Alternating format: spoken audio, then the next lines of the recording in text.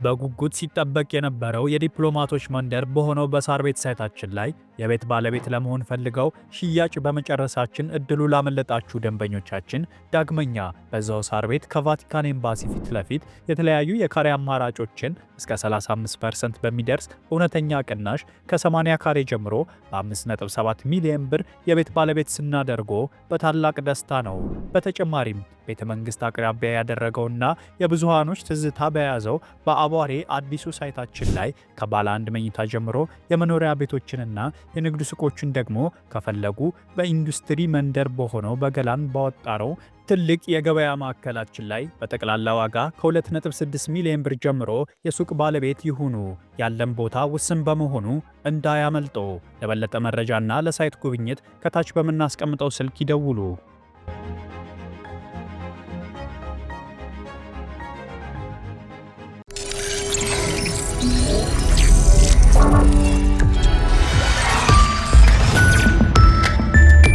ይህ አዋዜ ነው። የዕለቱን ዋና ዋና ጉዳዮች እንመለከታለን። በላይ በቀለ ነኝ። የአሜሪካ ፕሬዝዳንት ዶናልድ ትራምፕ አሁንም በድጋሜ ለግብፅ ባደላ መልኩ ስለ ህዳሴ ግድብ ማንሳታቸውን ቀጥለዋል። ከሰሞኑ በግድቡ ላይ የተነሳውን ውዝግብ ማሸማገል እንደሚፈልጉ ገልጸው፣ ሆኖም ለሁለቱም ወገኖች ለኢትዮጵያና ግብፅ እኩል ደብዳቤ መጻፍ ሲገባቸው ለግብፅ ፕሬዝዳንት አልሲሲ የጻፉት ደብዳቤ ግልባጭ ብቻ ለኢትዮጵያ እንዲደርስ ማድረጋቸው ለግብፅ ያደሉ አስመስሎባቸዋል። ልክ በዩክሬን ጦርነት ተጠቂዋን ዩክሬንን ሳያካትቱ በተደጋጋሚ ሩሲያን በተናጠል ማናገራቸው ዜሌንስኪንና የአውሮፓ መሪዎችን እንዳስቀየመ ሁሉ አሁንም የህዳሴ ግድብ ዋነኛ ባለቤት ኢትዮጵያን ለማሳነስ እየሞከሩ ናቸው ይላሉ በርካታ ወገኖች። ስልጣን የያዙበትን አንደኛ ዓመት አስመልክተው ትላንት ምሽት በሰጡት ጋዜጣዊ መግለጫም በዓለም ላይ 8 ጦርነቶች ማስቆማቸውን በገለጹበት የተለመደ ንግግር ህዳሴውን አብረው አንስተዋል። በዚህኛው ገለጻቸው ግን የናይል ፍሰትን የሚያቆም ግድብ ሰርታለች ሲሉ ኢትዮጵያን ጥፋተኛ ለማድረግ ሲሞክሩ ተደምጠዋል። በዚህም ግብፅ ከናይል ወንዝ በቂ ውሃ እንዳታገኝ መደረጓን በመግለጽ ይህንን ችግር መፍታት እንዳለባቸው አመልክተዋል። ኢትዮጵያ ውስጥ ናይል ከሚባል ትንሽ ወንዝ የሚወጣውን ፍሰት የሚያቆም ግድብ ሰርተዋል። ናይል ግብፅ ውስጥ እንዳለ ነበር የማስበው። እነርሱ ግን ኢትዮጵያውያንን ማለታቸው ነው ግድብ ሰሩ ብለዋል። እርሳቸው ትንሽ ያሉት ናይል ወንዝ ከ6600 ኪሎ ሜትር በላይ በመርዘም በዓለም ተወዳዳሪ የሌለው መሆኑን አያውቁም ወይም እንዳላወቁ ሆነዋል። ኢትዮጵያም፣ ኬንያም፣ ሱዳን፣ ግብፅና ኤርትራን ጨምሮ 11ዱ የተፋሰሱ ሀገሮችን በማካለል በአካባቢው መረጋጋትና በውሃ ደህንነት ላይ ትልቅ ጠቀሜታ እንዳለው ይነገራል። ፕሬዝዳንት ትራምፕ ለህዳሴ ግድብ ግንባታም የወጣውን ገንዘብ አሜሪካ መሸፈኗን ዛሬም በድጋሚ አንስተዋል። የግድቡን መስሪያ ገንዘብ የከፈለችው አሜሪካ ናት ብለዋል ከአንዴም ሁለቴም።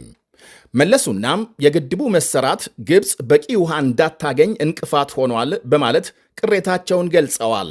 ትራምፕ በድጋሜ ወደ ስልጣን ከመጡ ወዲህ በየአጋጣሚው ስለሚያነሱት የህዳሴ ግድብ ወጪ በአሜሪካ መሸፈኑን በተመለከተ አንድ የኢትዮጵያ መንግስት ባለስልጣን ግድቡ በኢትዮጵያ ህዝብና መንግስት ገንዘብ እንደተሰራ ምላሽ መስጠታቸው ይታወሳል። ትራምፕ በዚሁ መግለጫቸው በሚኒሶታ የሚኖሩ ሶማሌዎች 19 ቢሊዮን ዶላር ዘርፈዋል በማለት ወንጅለዋቸዋል። ሶማሊያን እንደ ሀገር ሳይቆጥሩ ከየትም ተሰብስበው በእኛ ላይ ሰው ከሆኑ በኋላ በታክስ ማጭበርበር ተሰልፈው 19 ቢሊዮን ዶላር ዘረፉ ብለዋል። ፕሬዝዳንት ትራምፕ ጋዛን በጊዜያዊነት ለሚመራው የሰላም ቦርድ አባልነት የተለያዩ ሀገራት መሪዎች እየተጋበዙ ሲሆን በአንዳንዶቹ ላይ ተቃውሞ እየቀረበ መሆኑ ይሰማል። የእስራኤል ጠቅላይ ሚኒስትር ቤንያሚን ኔታንያሁ የትራምፕን ግብዣ መቀበላቸውን ተከትሎ የፍልስጤም አስተዳደር ተቃውሞ አሰምቷል። የኔታንያሁ በቦርዱ መታቀፍ የሰላም ሂደቱን ያደናቅፋል፣ የእስራኤል ወታደሮች ጠቅለው ከጋዛ የሚወጡበትን ጊዜ ያዘገያል በማለት ቅሬታ አሰምቷል አስተዳደሩ። ቻይና በበኩሏ ጋዛን በጊዜያዊነት የመከታተል ማዕከላዊ ሚና ለመንግስታቱ ድርጅት ሊሰጥ ይገባል የሚል መግለጫ አውጥታለች። ትራምፕ ግን የሰላም ቦርዱ ከጋዛ ባለፈ ወደፊት የመንግስታቱን ድርጅት በመተካት በዓለም አቀፍ መድረኮች ሰላም የማምጣትና የመከታተል ሥራ ሊያከናውን እንደሚችል ገልጸዋል። የበርካታ ወገኖችን ትችት ወደ ጎን በመተው አልጀዚራም ባሰራጨው አንድ ዘገባም በበርካታ ፍልስጤማውያን ዘንድ የጅምላ ግድያ እንዲፈጸም ሰፊ ውድመትና መፈናቀል እንዲደርስ አድርገዋል ተብለው የሚወነጀሉ ሰው አሁን የሰላም ቦርድ አባል ሆነው መሰየማቸው በጋዛ ትልቅ ድንጋጤ መፍጠሩን አመልክቷል። ጋዛውያን አሁንም ድረስ ልጆቻቸውን በሞት እያጡ ባሉበት ሁኔታ ለሐዘናቸው ምክንያት ናቸው የሚባሉትን ጠቅላይ ሚኒስትር የቦርድ አባል አድርጎ መሰየም ተገቢ አይደለም ብለዋል ታዛቢዎች። እስካሁን የአባልነት ግብዣ ከደረሳቸው መካከል የህንድ ጠቅላይ ሚኒስትር ናሬንድራ ሞዲ፣ የሩሲያ ፕሬዝዳንት ቭላዲሚር ፑቲን፣ የቱርክ ፕሬዝዳንት ራሲብ ጣይብ ኤርዶዋን፣ የብሪታንያ ጠቅላይ ሚኒስትር ኪር ስታርመርና የግብፅ ፕሬዝዳንት አብዱልፈታህ አልሲሲ ይገኙበታል። የእስራኤል ጠቅላይ ሚኒስትር ቤንያሚን ኔታንያሁና የግብፁ አብዱልፈታህ አልሲሲ ግብዣውን እንደተቀበሉ ዛሬ አስታውቀዋል።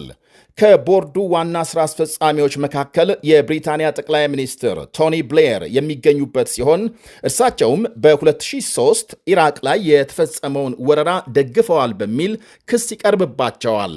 እስካሁን አንድም ፍልስጤማዊ በቦርዱ አለመካተትና ለቋሚ አባልነት $1 ቢሊዮን መክፈል ግድ መሆኑ ቅሬታ ከተነሳባቸው ነጥቦች ይጠቀሳሉ።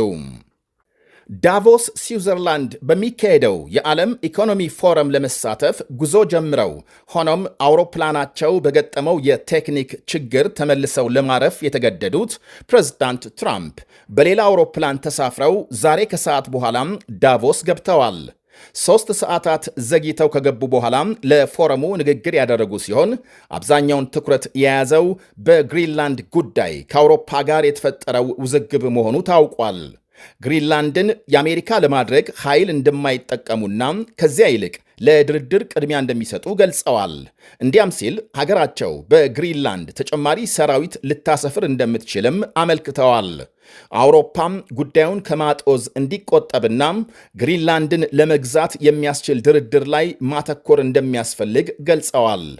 ኔቶ አሜሪካ ላይ ያልተገባ አድሎ እያደረሰ ነው ያሉት ትራምፕ እጃችን አመድ አፋሽ ነው፣ ብዙ ሰጥተን ጥቂት ተመለሰልን ብለዋል።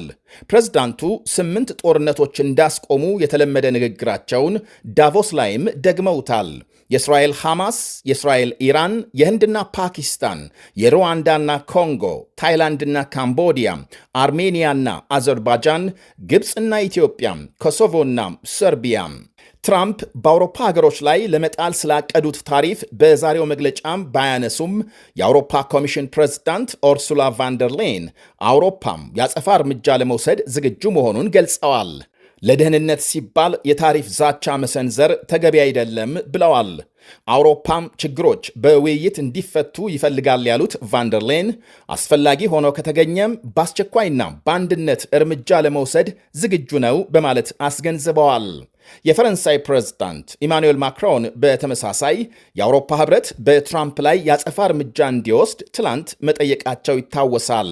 ብንከባበር ይሻላል በሚለው የኢኮኖሚ ፎረም ንግግራቸው የእስራኤል ጦር ኃይሎች አዛዥ ጀነራል አያል ዛሚር የሀገሪቱ አየር ኃይል ፓይለቶችና ወታደሮች ለግዳጅ እንዲዘጋጁ መመሪያ መስጠታቸው ተሰማም።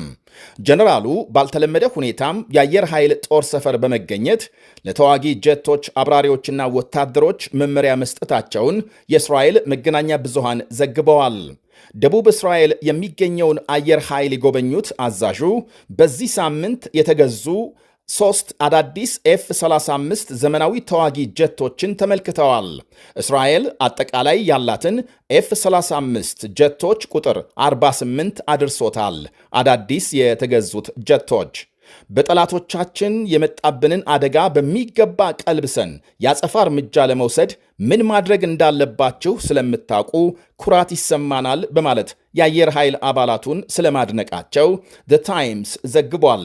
እያንዳንዳቸው ከ100 ሚሊዮን ዶላር በላይ የሚያወጡት F-35 ተዋጊ ጀቶች እጅግ ፈጣንና ዘመናዊ ቴክኖሎጂ የተገጠመላቸው ሲሆን በአሁኑ ወቅት በተከሰተው የዓለም የዋጋ ግሽበት ሳቢያ ዋጋቸው ሊጨምር እንደሚችል ይነገራል። ኤፍ-35 ከራዳር ውጪ ዝቅ ብሎ በመብረር የተሰጠውን ኢላማ በሚገባ ማደባየት እንደሚችል ባለሙያዎች ይገልጻሉ። እስካሁን አሜሪካና 19 አጋር ሀገሮች ናቸው ኤፍ-35 ጀቶች የታጠቁት። ብሪታንያም፣ ጣሊያንና ጃፓን፣ ደቡብ ኮሪያም፣ ጀርመን፣ ግሪክ፣ ካናዳና እስራኤልን ጨምሮ 19 ሀገሮች። የአውሮፓ ህብረት ኢራን ከውጭ በምታስገባቸው የድሮንና የሚሳኤል ቴክኖሎጂዎች ላይ ተጨማሪ ማዕቀብ ሊጥል መሆኑ ተሰማም። የኢራን መንግስት በሰሞኑ የተቃውሞ ሰልፎች ላይ በወሰደው የኃይል እርምጃ ሳቢያም አውሮፓም የተለያዩ ተጨማሪ ማዕቀቦች ለመጣል እያጤነ መሆኑ ይነገራል። የአውሮፓ ኮሚሽን ፕሬዝዳንት ኦርሱላ ቫንደር ሌን ህብረቱ በኢራን ላይ የድሮንና የሚሳኤል ቴክኖሎጂ ማዕቀብ ለመጣል መዘጋጀቱን ዛሬ ይፋ አድርገዋል። ተጨማሪ ወሳኝ የሆኑ የመሳሪያ ቴክኖሎጂዎች ማዕቀብ እንደሚጣል እንዲሁም የተቃውሞ ሰልፉን በኃይል የጨፈለቁና ግድያ እንዲፈጸም ትዕዛዝ በሰጡ ግለሰቦችና ባለስልጣናት ላይ ጠንካራ ማዕቀብ እንደሚጣልም ፕሬዝዳንቷ ገልጸዋል። 3 ሳምንታት በዘለቀው የኢራን ህዝባዊ አመፅ ከ16000 በላይ መገደላቸውና ከ300,000 የሚልቁ ሰልፈኞች መቁሰላቸው ይነገራል። የአውሮፓ ህብረት ከዚህ ቀደምም በርካታ መቶዎች በሚሆኑ የኢራን ባለስልጣናት ላይ ማዕቀብ መጣሉ ይታወሳል። የአመፁ መነሻ የሆነው የሀገሪቱ ገንዘብ ክፉኛ መዳከምና የዋጋ ግሽበት ዋነኛ ምክንያትም ይኸው በሀገሪቱ ላይ የተጣሉ ዓለም አቀፍ ማዕቀቦች ናቸው ይባላል። የጃፓን ጠቅላይ ሚኒስትር ሺንዞ አቤን የገደለው ግለሰብ የዕድሜ ልክ እስር ተፈረደበት። ከ4 ዓመት በፊት ጠቅላይ ሚኒስትሩን በአደባባይ ተኩሶ የገደላቸው የ45 ዓመቱ ግለሰብ ወንጀሉን እንደፈጸመ በወቅቱ ማመኑ ይታወቃል። እናም ፍርድ ቤት በዛሬ ችሎቱ ተከሳሹ ዕድሜ ልክ እንዲታሰር ፈርዶበታል።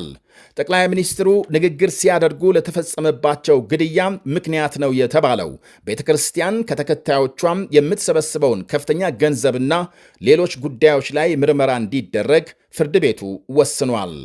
ይህ አዋዜ ነው። በጉጉት ሲጠበቅ የነበረው የዲፕሎማቶች መንደር በሆነው በሳር ቤት ሳይታችን ላይ የቤት ባለቤት ለመሆን ፈልገው ሽያጭ በመጨረሳችን እድሉ ላመለጣችሁ ደንበኞቻችን ዳግመኛ በዛው ሳር ቤት ከቫቲካን ኤምባሲ ፊት ለፊት የተለያዩ የካሬ አማራጮችን እስከ 35% በሚደርስ እውነተኛ ቅናሽ ከ80 ካሬ ጀምሮ በ5.7 ሚሊዮን ብር የቤት ባለቤት ስናደርጎ በታላቅ ደስታ ነው። በተጨማሪም ቤተ መንግስት አቅራቢያ ያደረገውና የብዙሃኖች ትዝታ በያዘው በአቧሬ አዲሱ ሳይታችን ላይ ከባለ 1 መኝታ ጀምሮ የመኖሪያ ቤቶችንና የንግድ ሱቆችን ደግሞ ከፈለጉ በኢንዱስትሪ መንደር በሆነው በገላን ባወጣረው ትልቅ የገበያ ማዕከላችን ላይ በጠቅላላ ዋጋ ከ2.6 ሚሊዮን ብር ጀምሮ የሱቅ ባለቤት ይሁኑ። ያለን ቦታ ውስን በመሆኑ እንዳያመልጦ። ለበለጠ መረጃና ለሳይት ጉብኝት ከታች በምናስቀምጠው ስልክ ይደውሉ።